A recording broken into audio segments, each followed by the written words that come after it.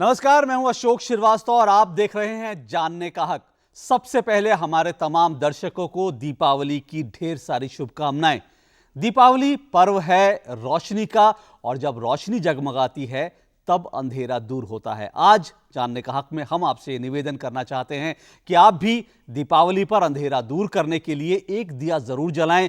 वो दिया ज्ञान का हो, वो दिया हो सूचना का दिया हो, यानी आरटीआई का दिया हो, और जहां आपको लगता है कि आपके हक अंधेरे में मारे जा रहे हैं वहां पर एक आरटीआई का दिया जरूर जलाएं। ये हम आपसे आज गुजारिश करते हैं। और आज जानने का हक में हम हमेशा जानने का हक में आपके हकों की बात करते हैं, लेकिन आज हम आपसे खास बात करने आए हैं आपके हक की नहीं बल्कि आपके कर्तव्यों की। आप आरटीआई लगाते हैं, आपका हक है। आप सरकार से सूचना मांगते हैं, सरकार को जवाबदेह बनाते हैं, वो आपका हक है। लेकिन आप अपना हक तो मांगते हैं, पर क्या आप अपना कर्तव्य निभाते हैं? जी हां, आज हम आपके कर्तव्य की बात कर रहे हैं। वो कर्तव्य जो लोकतंत्र के लिए बहुत जरूरी है, और वो है वोट देने का कर्तव्य। क्या आप वोट देते हैं? अगर देते हैं तो बहुत अच्छी बात है, और अगर नहीं देते तो सवाल उठता है क्यों नहीं देते, क्योंकि ये आपका कर्तव्य है। आज हम अपने कार्यक्रम में इसी विषय पर बात करेंगे कि जो लोग अपने हक की बात करते हैं वो आखिर अपने कर्तव्य का पालन क्यों नहीं करते। और इस कार्यक्रम में हम इसलिए खासकर ये मुद्दा उठा रहे हैं क्योंकि 5 राज्यों में विधानसभा चुनाव का ऐलान हो चुका है, और हम चाहते हैं कि देश के सभी मतदाता, इन 5 राज्यों के जो मतदाता हैं, वो ज़्यादा से ज़्यादा, भारी से भारी तादाद में वोट करें। और आज चुनाव से जुड़े मसलों की और जो लोकतांत्रिक रिफॉर्म्स देश में हो रहे हैं और जो हम आपके कर्तव्य की बात करें, उन सब पे बात करने के लिए हमारे साथ स्टूडियो में जो मौजूद है, परिचय करा दें। हमारे साथ दिल्ली स्टूडियो में मौजूद हैं अनुराग मित्तल जी एडीआर से जुड़े हुए हैं, एसोसिएशन फॉर डेमोक्रेटिक रिफॉर्म्स, यानी देश में जो लोकतांत्रिक प्रक्रिया उसको और ज़्यादा बेहतर, पारदर्शी बनाने के लिए ये जो संस्था है बहुत बहुत बहुत प्रभावी तरीके से काम कर रही है। बहुत बहुत शुक्रिया अनुराग मित्तल जी आपका यहाँ आने के लिए। और हमारे साथ लखनऊ स्टूडियो से जुड़ेंगी कुलसुम तलहा जी वरिष्ठ पत्रकार हैं उत्तर प्रदेश की, और उत्तर प्रदेश में जो पिछले विधानसभा चुनाव हुए थे 2012 में, उसमें जो वोटर प्रतिशत बढ़ाने के लिए कुलसुम तलहा जी और ऐसे बहुत से लोगों ने बहुत शानदार काम किया था, उनसे उनके अनुभव पर भी हम बात करेंगे। बहुत बहुत शुक्रिया कुलसुम तलहा जी आपका हमारे साथ जुड़ने के लिए। तो सबसे पहले हम, जैसे कि हमने कहा, अपने विषय पर आए और ये बात करें कि क्या आप अपने कर्तव्यों का पालन करते हैं, वोट देते हैं। अक्सर लोग ये कहते हैं कि वोट देने से क्या फ़र्क पड़ता है। अगर देश का इतिहास उठाकर देखें, देश में जो चुनावी इतिहास उठाकर देखें, तो अक्सर हम ये देखते हैं कि 40%, 50% और ज़्यादा से ज़्यादा कहीं हुआ तो 60% तक वोटिंग हो जाती है। पर 60% वोटिंग होने का मतलब ये भी है कि 40% लोग ऐसे हैं जिन्होंने दरअसल वोट किया ही नहीं, और 40% लोग अगर वोट नहीं करते, उसके बिना भी प्रतिनिधि चुने जाते हैं, सरकार बनती है। लोग ये कहते हैं कि वोट देने से कोई फ़र्क नहीं पड़ता। लोग ये कहते हैं कि हम किसको वोट दें, सभी तो बराबर हैं। लोग ये कहते हैं कि हम वोट देते हैं और उसके बाद नेता हमारी सुनते नहीं। लेकिन ये सारी बातें अब पुरानी हो गई। आज जमाना पारदर्शिता का है, सूचना के अधिकार का है, आरटीआई का है। आज आप वोट भी दे सकते हैं और वोट देने के बाद अपने जो प्रतिनिधि है उसको आप जवाबदेह भी बना सकते हैं। कैसे, इसी पर देखते हैं हमारी रिपोर्ट। 5 राज्यों में विधानसभा चुनावों के लिए रणभेरी बज चुकी है। राजनीतिक पार्टियों ने, नेताओं ने कमर कस ली है। वो तैयार हैं, पर क्या आप तैयार हैं एक जिम्मेदार नागरिक की तरह अपना कर्तव्य निभाने के लिए, लोकतंत्र के इस महायज्ञ में आहुति देने के लिए, यानी वोट देने के लिए? देश का चुनावी इतिहास देखें तो भारतीय मतदाताओं का ट्रैक रिकॉर्ड बहुत अच्छा नहीं रहा है। 1952 से लेकर 2009 तक के 15 लोकसभा चुनाव की बात करें या फिर राज्यों में होने वाले विधानसभा चुनाव की, हर बार 30 से 40% मतदाता कभी वोट देते ही नहीं। मतदान में वोटर की भागीदारी बढ़े, इस मकसद से चुनाव आयोग ने पिछले कुछ सालों से लगातार अभियान चलाना शुरू किया है। इलेक्शन कमीशन एक राष्ट्रीय कार्यक्रम शुरू किया है जिसके नाम है SVEEP, SVEEP, systematic voters education and electoral participation. Commission ने एक बहुत बड़ा मुहिम शुरू किया जिसका मैं नाम जिक्र किया हूँ। इसके बेसिस पर कोई जनरल तरीके से नहीं, बहुत साइंटिफिक और सिस्टमैटिक तरीके से कार्यक्रम किया जाता है जिसमें सर्वे होते हैं, रिसर्च होते हैं, इन्वेस्टिगेशन होते हैं साइंटिफिक। चुनाव आयोग की ये कोशिशें रंग लाई है। बीते कुछ सालों में तमाम राज्यों में विधानसभा चुनाव में मतदान प्रतिशत में उल्लेखनीय बढ़त दर्ज की गई। 2012-13 में हुए विधानसभा चुनाव में कर्नाटक में 70%, नागालैंड में 92% और हिमाचल प्रदेश में करीब 75% मतदान हुआ। हिंदुस्तान में 8.5 लाख 9 लाख पोलिंग स्टेशन है, तो पोलिंग स्टेशन लेवल तक रिसर्च किया जाता है कि कौन सा 10% ऐसे पोलिंग स्टेशन है जो कि सबसे कम वोटर्स टर्नआउट रहा है। फिर असेंबली कॉन्स्टिट्यूंसी या पार्लियामेंट्री कॉन्स्टिट्यूंसी उसका भी जायजा लिया जाता है, जिलों की तो लिया ही जाता है। मैं आपको बता दूं कि झारखंड 2009 दिसंबर इलेक्शन से इसका छोटी पैमाने पर शुरुआत हुआ और अभी जैसे कर्नाटका का इलेक्शन खत्म हुआ और अभी 5 चुनाव हमारे सामने हैं, अभी एक बहुत बड़ा मैसिव कार्यक्रम की तरह इसको पेश किया जा रहा है और पूरे राष्ट्रीय स्तर पर, राज्यों के स्तर पर, जिले के स्तर पर और उसके नीचे भी, जैसे मैंने आपको बताया, पोलिंग स्टेशन स्तर पर काम होता है। जो लोग मतदान में हिस्सा नहीं लेते, ऐसे लोगों के पास यूं तो वोट देने के अपने अपने कारण हैं, पर एक बड़ा वर्ग ऐसे लोगों का है जो ये शिकायत करते हैं कि वो वोट इसीलिए नहीं देते क्योंकि वोट देने से कोई फर्क नहीं पड़ता। चुने हुए नेता अपनी मनमर्जी करते हैं, पर यह शिकायत अब बेमानी है, क्योंकि अब देश में मतदाता के पास सिर्फ वोट देने का अधिकार नहीं बल्कि सूचना का अधिकार भी है, जिसके जरिए चुने हुए नेताओं की जिम्मेदारी तय की जा सकती है और तय की भी जा रही है। तो ये हमारी रिपोर्ट थी। अनुराग जी, जमाना वो गया कि जब लोग ये सोचते थे कि अब हमने जिता दिया, अब हमारे नेता वापस नहीं आएंगे, अब वो कुछ करेंगे नहीं, वो क्या करते हैं हमें पता नहीं चलता। आज आरटीआई है, आप जैसी संस्थाएं लगातार काम कर रही है। हम कह सकते हैं कि आज जब इतना रिफॉर्म्स हो रहा है, जब इतनी चीजें पारदर्शी हो रही है, तो अब वोटर को भी आगे आकर वोट देना चाहिए। जी डेफिनेटली, मैं इससे एग्री करता हूँ। आज की डेट में वोटर अवेयरनेस और वोटर की पार्टिसिपेशन एक बहुत ही इंपॉर्टेंट है। बल्कि अभी रिसेंट कुछ जो जजमेंट्स आई हैं, जैसे नोटा का अधिकार मिला है, तो बहुत सी वोटर परसेंटेज ऐसी थी जो सोचती थी कि मैं शायद किसी को भी ठीक नहीं समझता और वो वोट ही करने नहीं जाते थे क्योंकि उनमें एक निराशा की फीलिंग थी। लेकिन इस नोटा के अधिकार के पास उनको भी एक ऑप्शन मिली है कि वो एक्सप्रेस कर सकें, जाहिर कर सकें।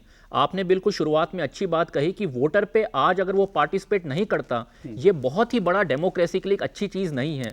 वोटर पार्टिसिपेशन से एट एन इंडिविजुअल लेवल भी डायरेक्टली इंपैक्ट पड़ता है। आज हमारी जो डेमोक्रेटिक सिस्टम में है उसमें यह है कि आप अगर जो देखते हैं प्रोपोर्शनल रिप्रेजेंटेशन नहीं है कि जो आदमी जीत कर आ रहा है उसके कम से कम 50% हो। तो कई बार आप देखेंगे जो जीत के कैंडिडेट आते हैं 1, 2 या 3 या 10 या 15, उसमें इंडिविजुअल वोट्स आज की डेट में बहुत मैटर करते हैं। एक चीज तो वो हो गई। दूसरी चीज, जब आप चुनाव में पार्टिसिपेट करते हैं, वोट कास्ट करते हैं, आप आरटीआई के थ्रू, सूचना के अधिकार के थ्रू अपने कैंडिडेट की मॉनिटरिंग कर सकते हैं। उसके बारे में वोट डालने से पहले और वोट डालने के बाद जिसको आपने चुना है कि उसकी परफॉर्मेंस कैसी है, उसका बैकग्राउंड कैसा है, उसने कितनी दफे आपके जो मुद्दे हैं जो उसने अपने मैनिफेस्टो में बोले थे, क्या उन पे वो खरे उतरे हैं। आजकल फंड्स मिलते हैं जो आपके कैंडिडेट, उन फंड्स की यूटिलाइजेशन क्या है, जो जो उन्होंने प्रोमिसेस की थी क्या वो पूरी हुई हैं। बल्कि आरटीआई के अधिकार के थ्रू आप उनकी प्रोग्रेस आगे भी करवा सकते हैं। इसी के थ्रू बहुत सारे आपने भी रिसेंटली भी देखे होंगे स्कैम्स निकल कर आए। ये एक बड़ा अच्छा वॉच डॉग है, मॉनिटरिंग टूल है। क्या वो जो जनता के नुमाइंदे हैं, क्या वो सेल्फ फुलफिलमेंट में है या वो वाकई जनता के लिए एक सरोकार कर उनके लिए काम कर रहे हैं। पर अनुराग जी, बहुत से लोग ये कहते हैं कि भाई हमारे पास इतना वक्त नहीं है।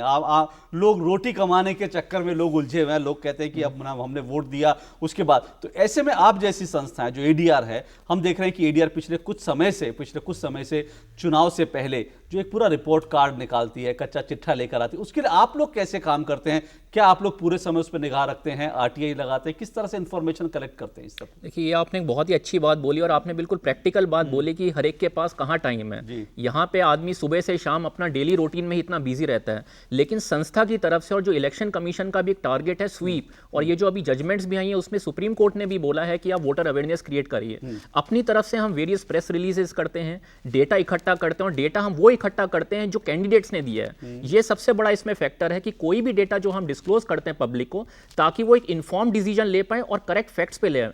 प्रेस रिलीजेस के थ्रू मीडिया, चाहे वो प्रिंट मीडिया है, इलेक्ट्रॉनिक मीडिया या इंटरनेट के माध्यम से हम लोगों तक रीच आउट करते हैं, ताकि जो आपने शुरू में एक अच्छी बात कही, टाइम नहीं है, उनको डायरेक्टली इंफॉर्मेशन मिले। दूसरा, कुछ हमारी मोबाइल कैंपेन्स चलती हैं या SMS कैंपेन चलती हैं कि आपके पास एक मिस्ड कॉल जाएगी, उस नंबर पे आप कॉल करिए और अपना पिन कोड टाइप करिए लोकल एरिया का, जिस भी कॉन्स्टिट्यूएंसी से आप हैं, उस कॉन्स्टिट्यूएंसी के कौन से 3 कैंडिडेट्स हैं, उनकी क्या परफॉर्मेंस रही है, वो पूरी रिपोर्ट कार्ड आपको प्रोवाइड की जाती है। ये विधानसभा चुनाव में भी होता है? ये विधानसभा और लोकल असेंबली दोनों में है, और ये एक बहुत अच्छा इनिशिएटिव है। जो क्विक, जो आपने शुरू में बात कही, ये डायरेक्टली हम प्रिंट मीडिया, इलेक्ट्रॉनिक मीडिया तक पहुंचाते हैं, ताकि जनता क्विक वे में डिसीजन ले पाए। मैं इस पे आता हूं। मैं चाहूंगा कि हमारे दर्शकों को वो नंबर भी हम बताएं, जिस नंबर पर अगर आप उन 5 राज्यों में से हैं जहां पर विधानसभा चुनाव हो रहे हैं, तो अगर आप अपने प्रत्याशियों के बारे में, उम्मीदवारों के बारे में जानकारी चाहते हो तो कैसे मिल सकती है? मैं अनुराग जी से पूछूंगा, लेकिन उससे पहले मैं कुलसुम जी से उनका एक्सपीरियंस पूछना चाहूंगा। उत्तर प्रदेश की हम बात करना चाहेंगे। कुलसुम जी, ये उत्तर प्रदेश में जो हमने देखा कि वोटर हाई टर्नआउट हुआ 2012 के विधानसभा चुनाव में, इसके लिए जो एफर्ट्स किए गए थे, आपको लगता है उन एफर्ट्स का बहुत बड़ा रोल था जिसके कारण वोटर निकला और उसने भारी तादाद में वोट किया? जिस वोटर की बात हम कर रहे हैं वो शायद अर्बन एलीट होता है, वो शहर में रहता है और उसी के पास शायद टाइम नहीं रहता, और सबसे ज़्यादा कंप्लेन वही करता है कि हमारी जो लोग हैं वो काम नहीं कर रहे हैं और जो गवर्नमेंट आई है वो काम नहीं कर रही। तो जैसे कि आपने आंकड़ों के थ्रू कहा कि 40% लोग जो हैं वो पार्टिसिपेट नहीं करते हैं। अब की से 2012 के विधानसभा इलेक्शन में देखने में आया कि ये पूरी प्रक्रिया को एक बोझ न बना के एक फेस्टिवल की तरह बनाया गया, एक मेला था जिसमें लोगों को जोड़ा गया, और 4 मिलियन नए वोटर्स इसमें जोड़े गए, जिनकी 18 से 19 साल तक एज थी, मीन्स यंग ग्रुप जी। और जब यंग ग्रुप है तो उसका पार्टिसिपेशन, उसका एंथुजियाज्म भी बहुत होता है, और मुझे लगता है कि ये अवेयरनेस कैंपेन बहुत ज़रूरी है। मैं ये नहीं मानती कि वोट देने में बहुत वक्त लगता है, क्योंकि ये एक्सरसाइज अपने आप में बहुत कम वक्त की है और इसमें बहुत बहुत फ़ायदे होते हैं। आपने जो 2 अहम बातें की, मैं उन पर अनुराग जी की प्रतिक्रिया जरूर लेना चाहूंगा। अनुराग जी, जैसा इन्होंने कहा कि एक बात ये कि चुनाव को एक दरअसल बोझ नहीं बल्कि एक फेस्टिवल की तरह होना चाहिए, लोग महसूस करें कि मेरा इस फेस्टिवल में पार्टिसिपेशन जरूरी है। दूसरी बात उन्होंने जो महत्वपूर्ण कही कि जो हमारा अर्बन मिडिल क्लास है, ज़्यादातर शिकायत वही करता है, ज़्यादातर वही ये कहता है कि ये नहीं किया, वो नहीं किया, लेकिन वोट वाले दिन जब वोट देने का छुट्टी होती है, लेकिन उसके बावजूद शायद वो क्रिकेट मैच देखना पसंद कर लेगा, फिल्म देखना, लेकिन वोट देने में नहीं जाता। आप इससे सहमत हैं? अगर आप लोग रिसर्च करते हैं तो इसमें किस तरह के आंकड़े सामने आते हैं? देखिए, आप काफ़ी हद तक ठीक कह रहे हैं। एक तो इसमें ये कंसर्न निकल कर आया कि पहले लोगों को ये लगता, जो अवेयर कम्युनिटी है, जो मिडिल क्लास की हम बात कर रहे हैं, उनको ये फीलिंग होती थी कि मैं किसी को भी लाइक नहीं करता या किसी को भी ठीक नहीं समझता, तो मैं क्यों दूं, क्योंकि सभी ने एक ही जैसा काम करना है।